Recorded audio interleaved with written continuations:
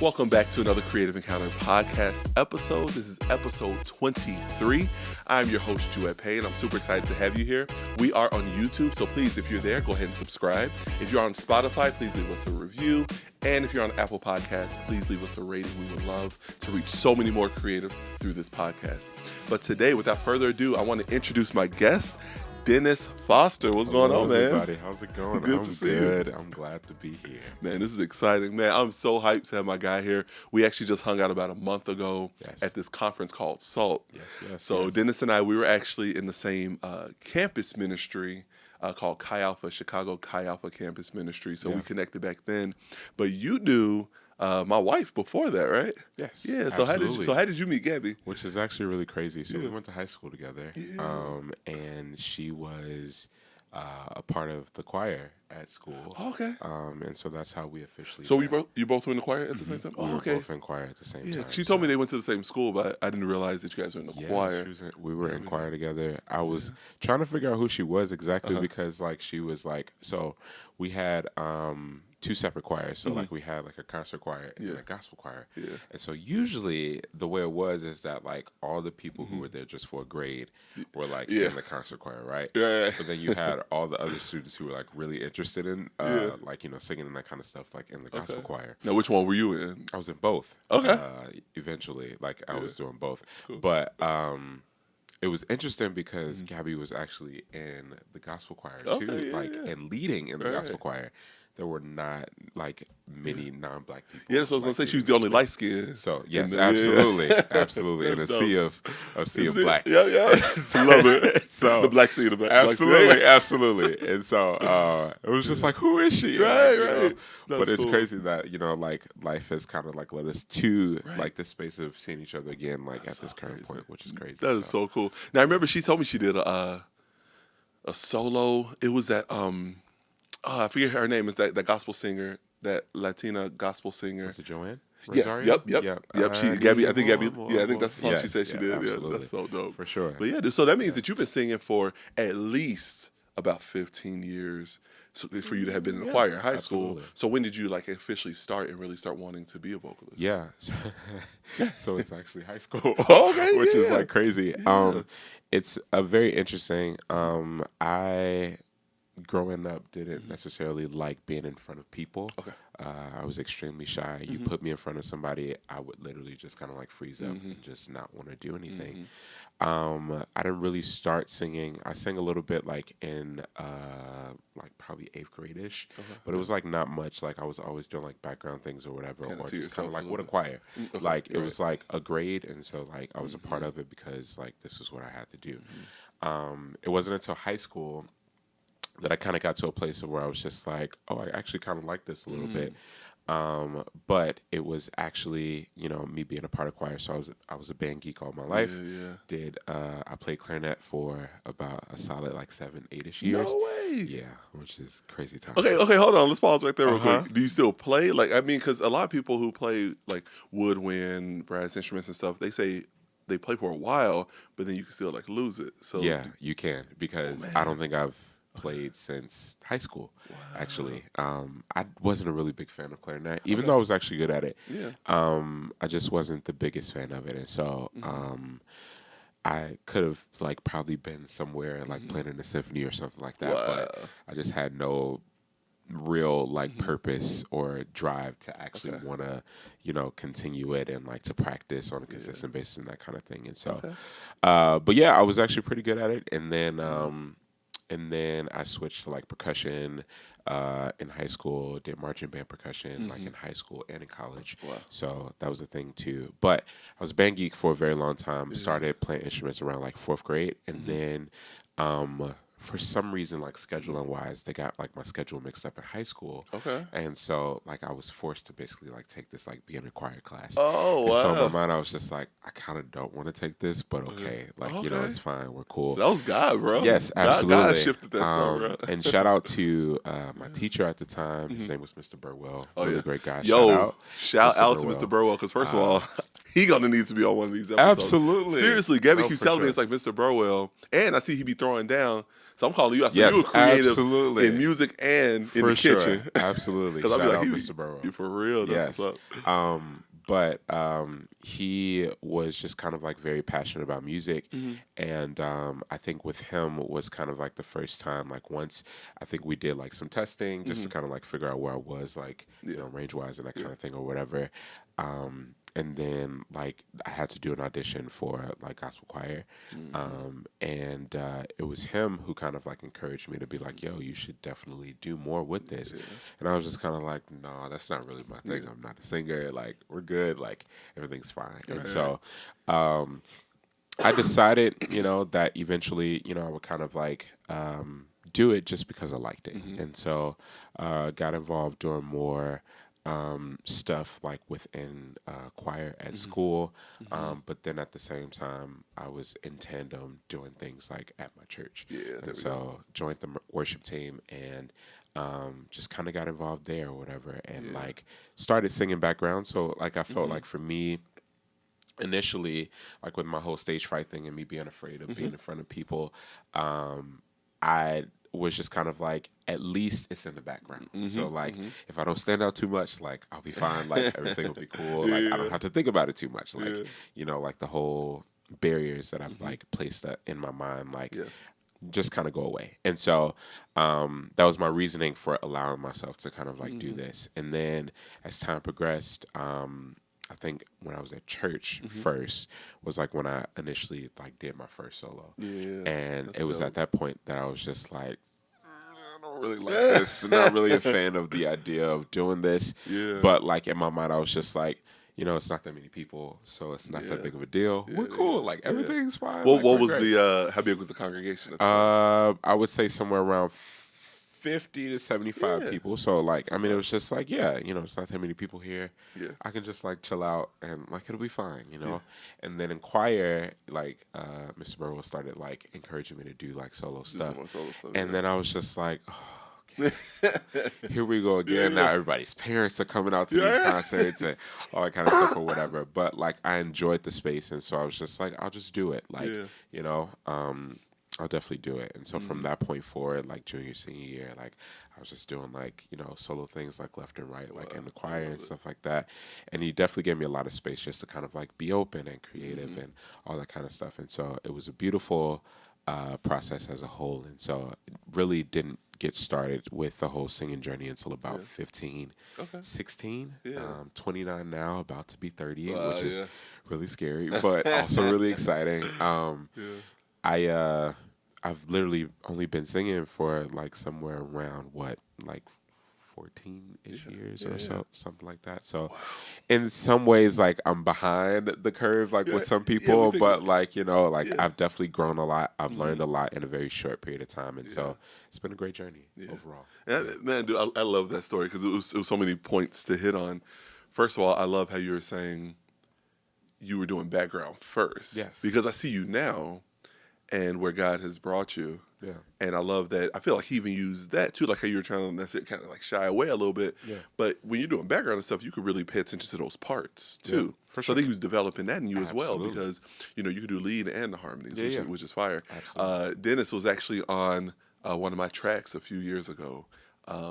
Which one? Take All of Me. Yep. We did a dope recording. He came here in the studio, did the vocals, did the harmony parts, and then we shot the video. And guys, so you guys need to check that out too. But it was a good time. We want to do some more music together in the future. Absolutely, looking forward to it. But man, that was awesome. And then the other thing that really stuck out was just like seeing the crowd and then just branching out, and then God brings more opportunity after that, because that's like, oh, now Burwell is like, okay, you know, he may or may not have even known that you did solo at church. It's just God just being like, God seeing, okay, you stepped out there. I'm going to keep bringing these opportunities. Absolutely. You know, for sure. And then again, like I said, this year, you and the team, man, it was family this year, man. We were at the SALT conference. Absolutely. This was like OG, like Chi Alpha team. It was so much fun. But even with that, you were just stepping out, and how many students do we have? Yeah. How many students? It's like 1,000. It was about 1,000, man. So look, God already knew. He's like, okay, I'm setting you up now. Absolutely. And it's the second biggest conference I've done this year. Man, I love it. Praise which God. is like crazy. The second largest conference. Oh, so it was one bigger than the one. Yes. One. So Yeah. at the end of this year, end of last year, beginning of this year, I did a conference for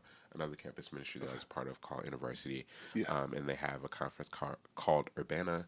It happens every few years or so. And is it in Champaign-Urbana? No, area? well, it initially started in Champaign-Urbana. Okay. But they've like ventured out. So it's been in St. Louis for previous years. But this year was in Indianapolis. So they've kind of like just been like rebooting since like COVID and stuff like that. And so that conference is normally like somewhere around 10 to 15,000 people. Wow. This year was only just about 6,000, which is low for them, but like still a really large like space, really large audience.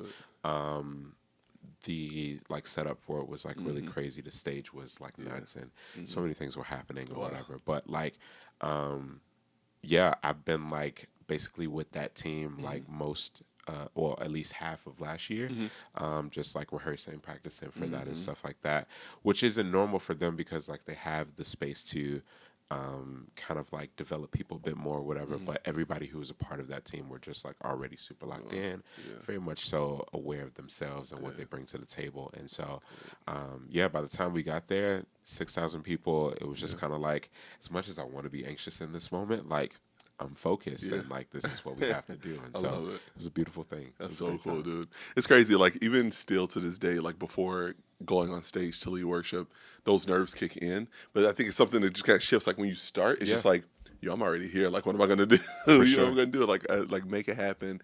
And I feel like God just gives you that ability to just execute. Absolutely. Execute, you know. Yeah, so I would say that like for me, I struggled a lot with like performance anxiety because of just like my own like shyness around being in front of people and like doing certain things and stuff.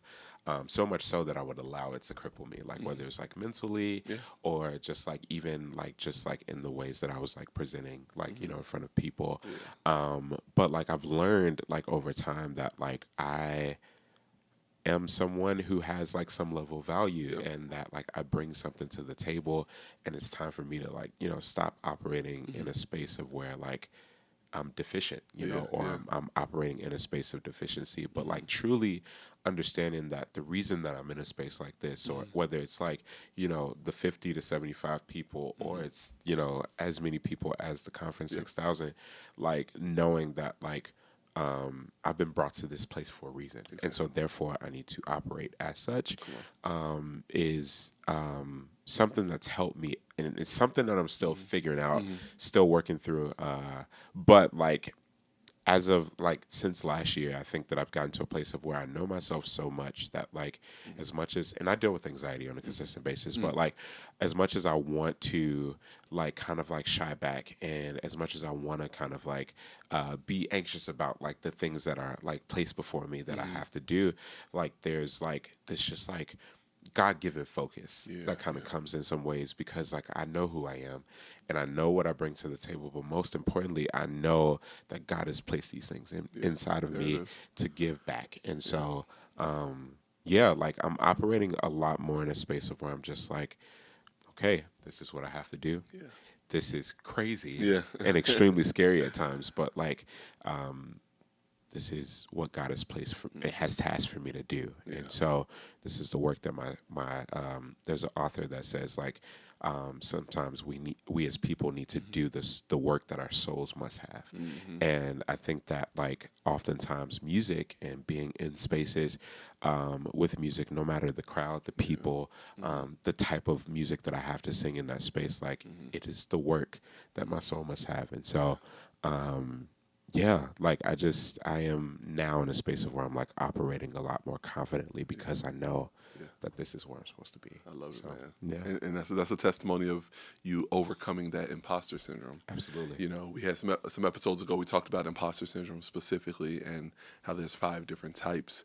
And all that, broke that down. But just like we all struggle with that, especially as creatives, because our craft is a craft that's judged. Like it Absolutely. literally has to be a form, some type of acceptance for it to be received. Yes. So we're always putting ourselves, our soul, as you mentioned, putting ourselves out there. Yeah. When we write a new song, Absolutely. when we sing, when we play an instrument, whatever, it has to be received by the audience. Absolutely. So it's a lot. It, Yeah. it could take a toll. But I think even how you were just mentioned, like, 30 is around the corner. I think God's using this season for you to shape you and prepare you for what's to come. Because had you had the opportunities that you have now back then, Yeah. you probably would have crumbled or just been like giving Absolutely. up before. So it's like Yeah. it's a building that's happening behind the scenes that we don't even realize, because God is just elevating it. Absolutely. Man. Absolutely. I wasn't ready, even if it was like 2 years ago. For where I am now, I definitely wasn't ready for that space. I was going to mention that because we just had a conversation, I'll say within a year and a half or so ago, and we were talking about music, and you were literally saying at that time, it hasn't even been that long, you were just saying like, oh yeah, I don't really know, because I'm one of those people, like I see people like, dude, you should be doing music. Yeah, absolutely. We have these conversations sure. all the time, and I remember at that time you were kind of just like, figuring things out. Yeah. But even just those moments, I'm just like, man, I see it though, But now I love that you're saying God is like doing that work Absolutely. right now. It's like, man. For So sure. I'm excited what's about to come. So we're gonna go back. So we talked about you starting to sing.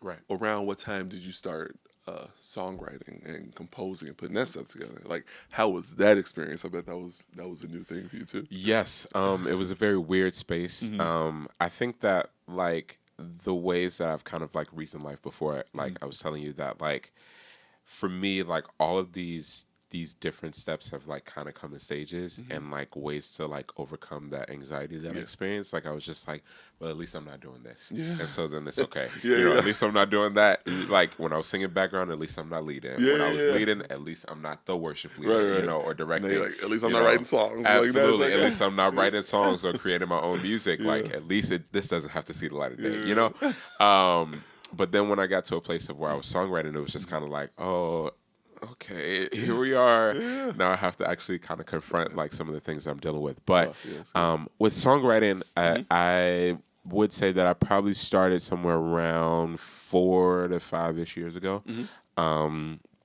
I did my cousin reached out to me in regards to a competition for that a producer was like putting on. Shout out to Curtis Lindsay, really great guy, super amazing guy. He we'll get to that part of the story in a second. But so basically, Curtis, he has done a lot of really great things. He plays currently for Marvin Sapp, which is really cool. I knew his name sounded familiar. But really cool dude, super humble, and just very generous. He does like a bunch of stuff like throughout the city of Chicago, as far as just kind of like giving back to the music community. And he did like basically like a songwriting competition. And so my cousin sent me the flyer and was just like, I really think that you should do this. And I was just Now, like, this is your first time. Very first time. So what? So what even made him think? I think you should do this. I don't know. Somebody else that we knew did the competition before, and so he was just like, "Yeah, I think you can do this." Wow. And so at that point, I was just like, "I don't know about that. That's not really a me thing, but okay. I mean, I'll give it a try. Like, it'll challenge me. I like to challenge myself in different ways, and so like, I was just like, yeah, we can give this a try. We can, figure this out and see what happens. And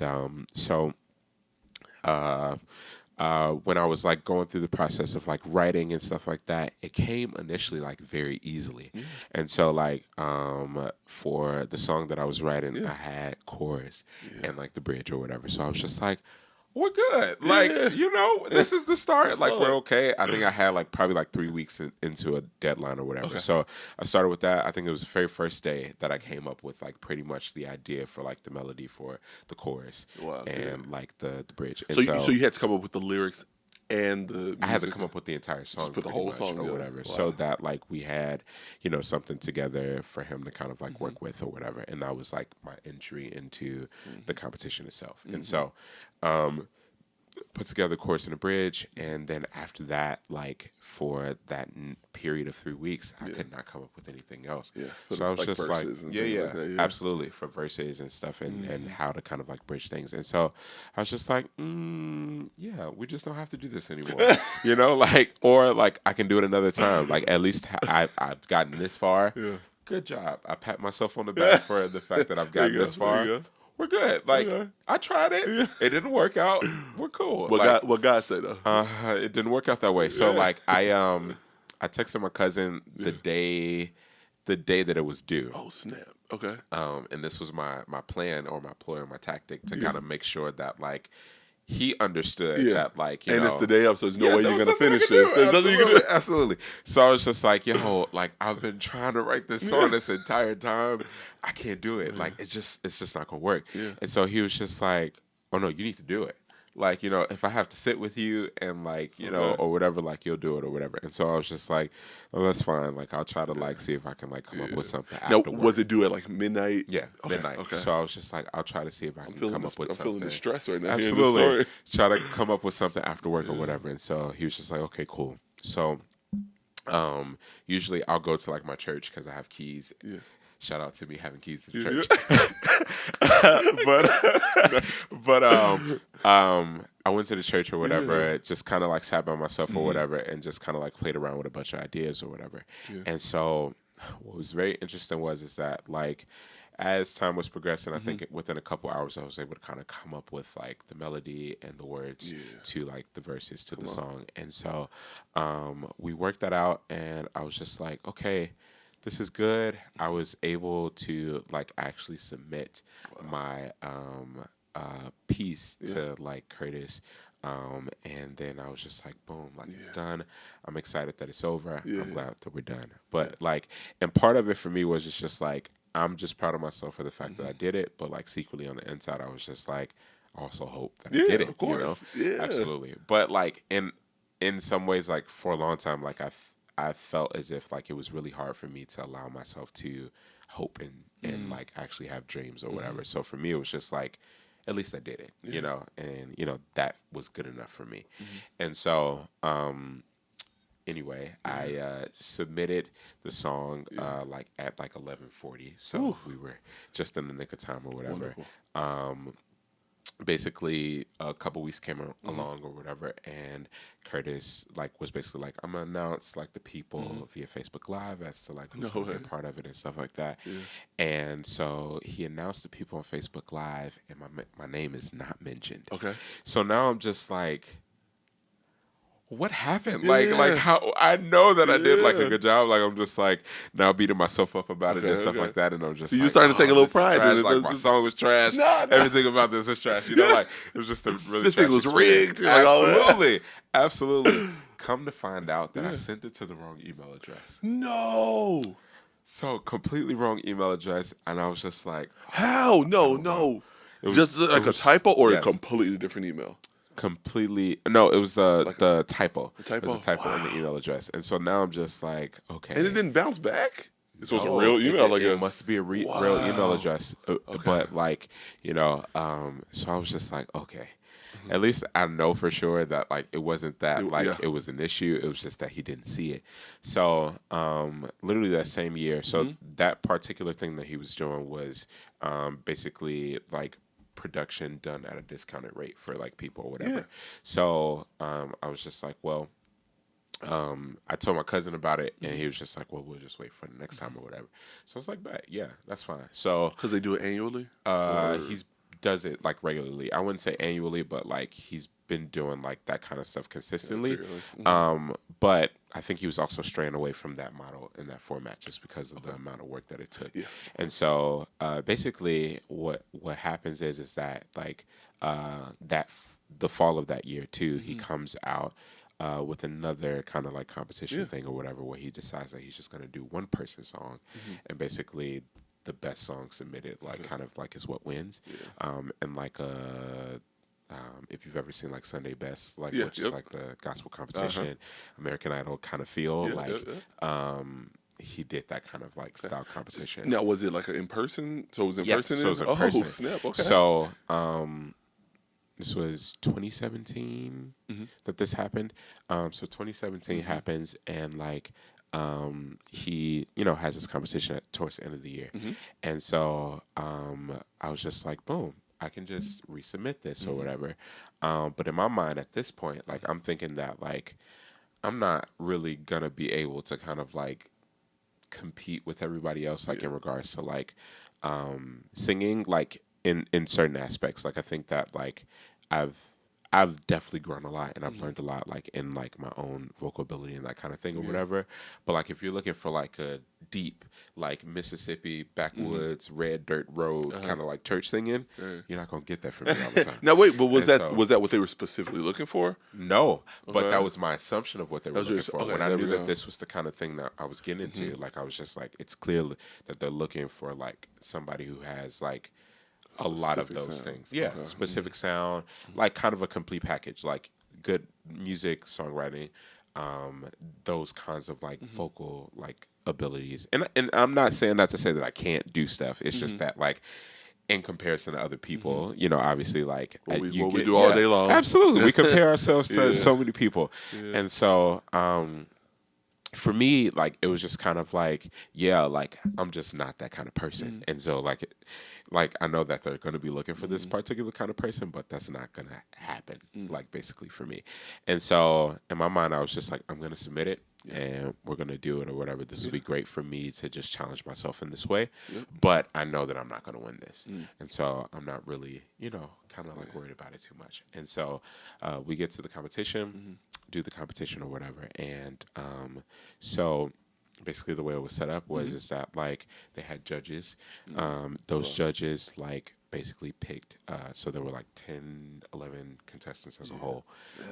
Did they have Simon? No, no, sorry. You're like, thank God. But these were like, Chicago people who were like really solid in what they do. And so like people that like I've seen around and like, deeply respect and those kinds of things. And so I was just like, yeah, like this is crazy. I'm excited about this. But, also really nervous. And so like the judges, they ended up picking like 3 people to like go into like the next round from that 11. And then after that, one person wins based off of like who the crowd votes for. So they had actual like in-text voting where you text it in. That's fun, and, man. like, That's yeah. cool. Yeah. So it was fun. Like we had a good time. And so what was interesting though, the day of, they threw in like a monkey wrench to like the program, and so they were just kind of like, yes, the judges will pick like 3 people, but then there will also be like a wild card like situation where the audience gets to pick a person that they find as their favorite to go to the next round. And the person the audience picks could be the same person judge picks, or it's going to be whoever Yes, is. absolutely. It could be somebody outside of the judges picks. So like you could pick some. Basically, it was everybody else. Right. It would be So everybody else. yeah, Okay, it wasn't so, like the contestants that were already up. So what was interesting was is that like I didn't get picked by the judges. Okay. So in my mind, I'm just like, that was it. I did it. Yeah. We're good. We're like good, I yeah. did the first round. Like I'm proud of You're like, I'm myself just for getting stepping this out. far. We're That's it. good. And then basically I get picked as the wild card or whatever. And so like I'm like, okay, people are actually rocking with me. I don't know what this is. This feels a little strange, but cool. And then so then the second round of that is us going to actually sing our original songs. So we sing our original songs, and basically at this point I'm just like, I know that my song is good, like in the sense that like I know that I did a really good job with it. Ended up bringing a bunch of my friends to like sing behind me, and then also some friends to play. So it was really good. Like it turned out really well, like in the moment. And in my mind I was just kind of like, I know that like as far as songs go, like it was at least equal or on par with like everybody else who was like present or whatever. So I was just like, at least I know for sure that in this moment I put my best foot forward. I love it.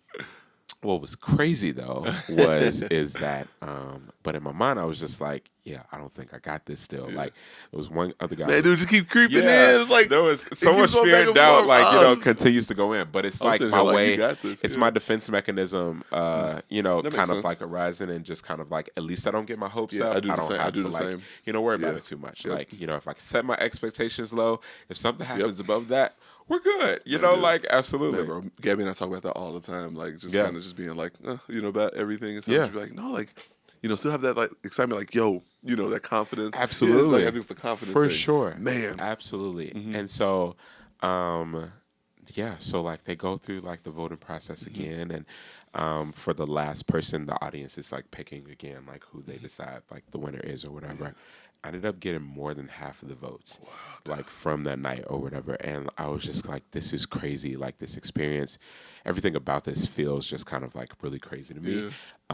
Reach wise, like I think with the entire thing, so like there were people present, and then there was like an online audience, like voting, watching, and that kind of thing or whatever.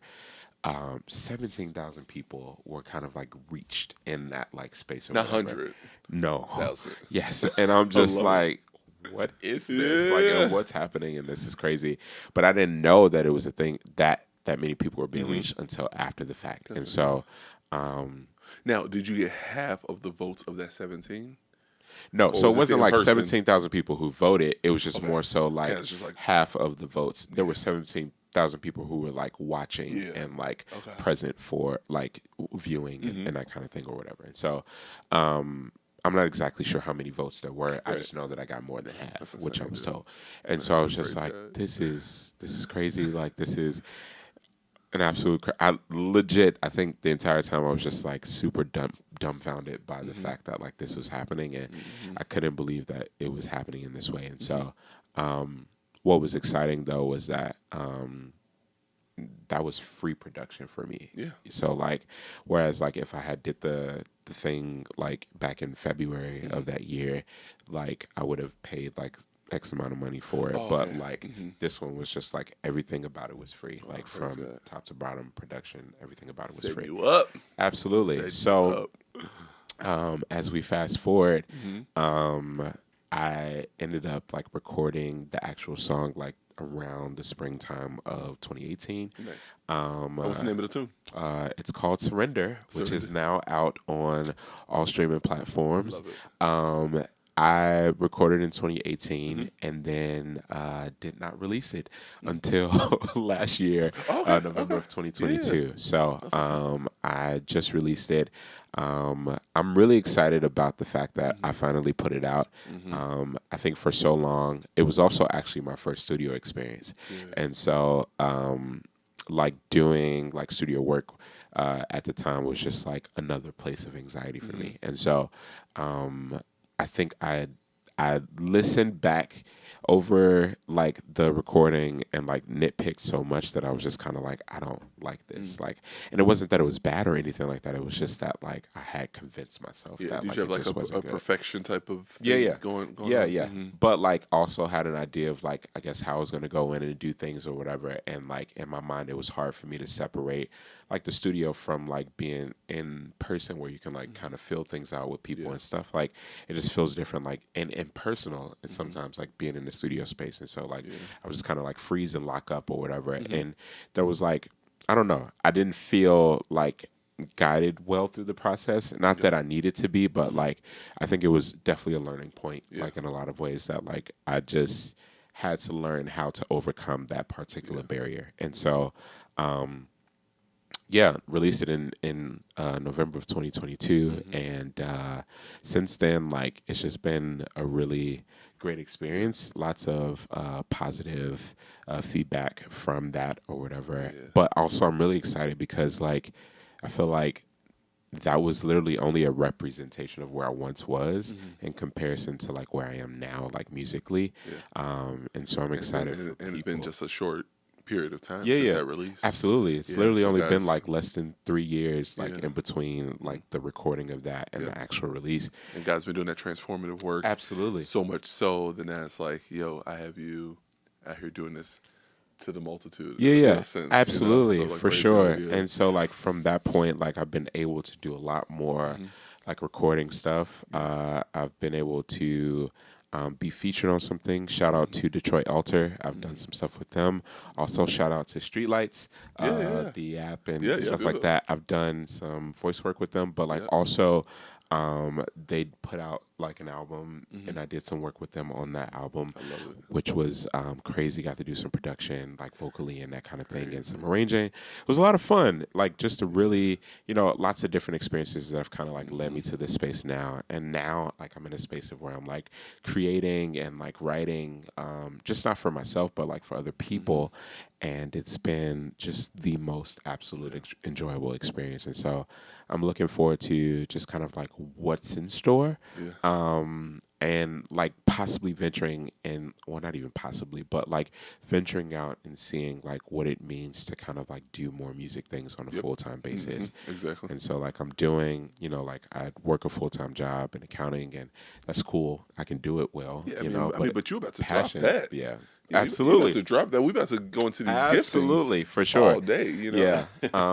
And I'm gifted for that too, but like it's just not, I'm not passionate about it at the same time, And so dude, it's so funny you mentioned that. So in our episode 20 of the podcast, talking to Steve Dukes, the director, the creative director with Todd Delaney's group, Steve was talking about creativity. That's like literally the title of the episode. He was talking about passion and giftings. Yeah. And he was saying sometimes we kind of just go straight into what we're passionate about, but then also looking at our giftings too. So sometimes pretty much like what you're gifted in, that's what makes room for you. Absolutely. You know what I'm saying? So sometimes what you're working on over here that you're gifted at can help fund what you're passionate. Absolutely. So where you're at right now, you already got that vision of where you're trying to go. Sure. So now it's like, okay, I'm working here. I'm saving X amount or whatever as I branch out into what God's calling me to do. So all of it's connected. Absolutely. Love it. Yeah, we're working both in tandem at this current point. Yeah. Luckily enough, like I'm in a space of where like I have flexibility in schedule, that I can like actually venture out and do more things. And so I'm really looking forward to that. I have some possible things in the works soon, which I'm really excited about. But I think I just got like this year after doing that first conference and being in front of that many people, and like it just kind of being like, I mean, it was a job. So like, obviously like I was being paid for it in some ways, and like, just being in that space and like just having to like show up every day and still do the things that I needed to do. I'm just like, I could definitely do this a lot more often. In many regards, like different spaces, like if it was me showing up to like write songs like for somebody, like I would love to do that. If it was teaching, like I definitely, we were talking about parts earlier and that kind of thing or whatever. I've done a lot of teaching with like music things. I used to be the music director for my college's gospel choir. And like so many different things like have kind of gotten me to a space of where I've been able to just like help to arrange things like vocally and that kind of stuff. And so like just being able to do more of that work in general would be absolutely amazing. If somebody wanted to call me, for a tour and do background, come on. Please do it. Like I'm down for that. Yes, as well. Sir. So pretty much, so we got a couple things that's about to just pop off. So it seems like I'm gonna need you to be teaching with Starving Artists courses, teaching some vocal stuff. We need to work this out. We can make that happen. When we getting this music out there, I'm gonna need us to be out there performing and doing some shows and stuff. We are working on some things. Y'all watch this episode. This is the start of what y'all about to start hearing. I need y'all to understand this right now. It's a little scary for me. but yes, absolutely. This date, does that make you more nervous? Yeah.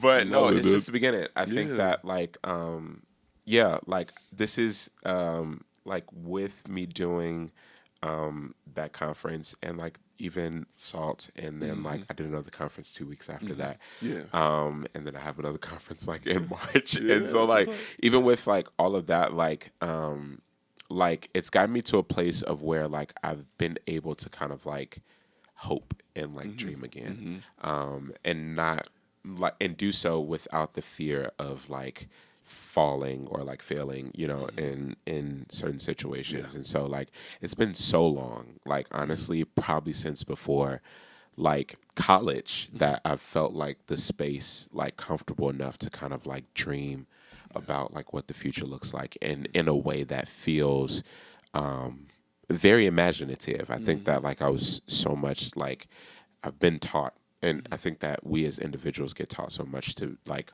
always like make sure like our dreams and our hopes are like very much so rooted in a space of reality, that it like stunts our growth and it prevents us from actually taking off and like flying in so many different ways. Good. And like I think that yeah, like all of what I've experienced like up until now has definitely been necessary for like where I am now, but like at the same time, like I just wish that like I had as much knowledge as I have now that I did like only 3 years ago. Oh yeah, like and so but like with that, I'm just like my 30s are my new 20s at this current point in my life, and like we're moving into something that feels different, something that looks a little different, but like something that is very much so equally exciting. And so I'm really looking forward to all that I have that God has in store, like just for the season and this time or whatever. And I'm looking forward to just being able to share new music very soon with the world. We're working on stuff. Planning on dropping an EP by the end of this year, and then I'll talk about the other stuff another time. But but really excited about just working on that and kind of like getting things together for that. But I have a lot of vision for where God is like taking me or whatever, and also just like I feel that God has given me something special, so I'm really excited about that. That's so dope, dude. I love it. Okay, so I want to wrap up with this. I want you to, because over the course of our conversation, there's been mentions of, nerves, anxiety, things like that. I would love for you to kind of, if you're okay with that, kind of share where you think a lot of that was derived from, and how the Holy Spirit helped you to overcome those things so that all of our viewers and everyone can be overcomers in that as well. Because we already know nowadays that's a really big issue in our society, a really big thing that people are wrestling with, that we want to be able to be a support to them, especially as believers, because we have the source. So we want to be able to give it to them from that spiritual perspective and everything. But even just sharing, because it even went back to you said when you were younger. High school around that time, just kind of like, maybe, like, can you kind of share, what was kind of going on at that time, what kind of brought it about, and then progressively, like, what made it kind of like, for sure. I think that, like, well, one, I do think that it's a very important conversation to have in general. I think that the pandemic has definitely, like, heightened a lot of that for a lot of people. There are a lot more people dealing with a lot of mental health issues and like other forms of like PTSD as a result of like being quarantined, sheltered in place, and all of those kinds of things. But I think that for me in particular, it's two parts of it. So like the first part of it is for sure like the social anxiety that I've like always had, which I think was just with me as a kid. Like I think my earliest memory is just kind of like me doing like this like fashion show that like my school put on, and I had to be like no more than like 5 years old or whatever, and basically I was supposed to like walk in this fashion show with my mom or whatever, and I just remember like crying and like hiding behind her because I just didn't want to do it, and so like but like I've always had that like kind of like anxiety of just kind of like being in front of people. But like I think that that's definitely part of my issues surrounding anxiety and that kind of thing. I think the other part of it kind of came with some of my own just like traumatic events or incidences. I had about it was actually about five years ago. I had a run-in with the police that was a bit traumatic for me. Very kind of traumatizing situation. It was like a normal traffic stop thing. And so after that situation, alongside of a lot of different issues at the time, like I was like also the like a really big support from my family while they were dealing with a bunch of stuff that was happening at the time. I was also dealing with a very toxic like work space in relationship with work, and me being the person that I was, because I'm not that way anymore, thank God. I did a lot of just kind of like overexerting myself for a space that didn't care half as much as about me as I thought that they did.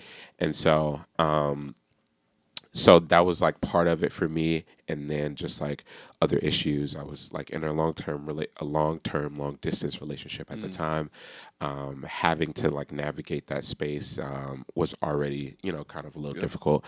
Long distance makes it even more difficult, and so all of these factors kind of like officially led to me like a month after that incident having my first like official like anxiety attack. And so as a result of that, like from that point forward, like it started happening a lot more regularly, and like each time it felt very serious in the moment, and then it was just like, okay, I'm good, like we're fine, like we're just gonna suppress this and like continue moving. But at the time, I didn't know it was anxiety, and it wasn't until just kind of like about February, like right before the pandemic happened, that I had got to a point to where like I had my biggest like anxiety attack or whatever. And after that, like a whole bunch of things just kind of like started shifting, like as far as just like work things, as far as like relationship things, like so many things in my life were like shifting. And I was just kind of like dealing with so many, kind of like stresses and problems with that. It finally got to a place of where I ended up going to therapy, and kind of like talking to a therapist about it. And the therapist was just like, yeah, you're dealing with like anxiety issues. And I was just like, oh, that makes sense. Like it just, it helped me to like feel as if I was like being seen, understood, heard, in a lot of ways. And so some of the ways that like I've learned to kind of like manage and to cope with it, not necessarily saying that it's like gone away or like, I don't deal with it anymore, but I haven't had an anxiety attack since it's at least been since 2020, the beginning of 2021. And so it's been a super huge blessing that I've just been able to kind of like work through and process a bunch of things. But some of the big steps I think for me is to first understand that like I'm just not an island. Like I don't live like in a space that is like just myself. Like it's so easy for me to like give and give and give to other people, but it was also very difficult for me to receive, and to actually like allow myself the space to receive. I felt like a lot of my relationships were not reciprocal, where I was able to actually be poured into as much as I was pouring into other people. And part of it is that like people were feeding off of that, for sure. But like the other side of it is that I didn't allow myself to be able to receive. And so part of that was a big thing. And then understanding that like that whole idea of like making myself an island like led me to a space of just kind of like isolation and like preventing myself from like opening up to people about like what I was experiencing, what I was dealing with, and all of those things. And so once I started getting to a place of where I was like actually like confiding in friends about like the realities of like where I was and like what was happening in my life, is when I started to see that like there wasn't like this like shaken like pop like issue, where like, like you shake a Coke up or something like that, and then you open a bottle and it just explodes. Like now it's like, like we're actually taking steps to make sure that we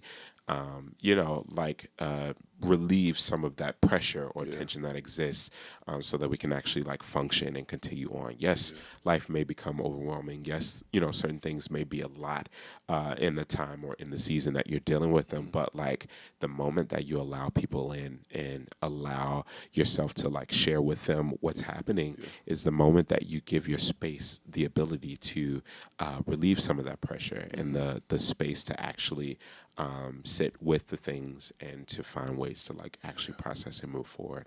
So that was part of it. And then the other part of it for me was like having to just do a lot of like reevaluating of just like where I was and just like even my relationship with God. I think that I spent so many years of my life building certain facades, and just kind of like wearing these different types of hats and like masks in order to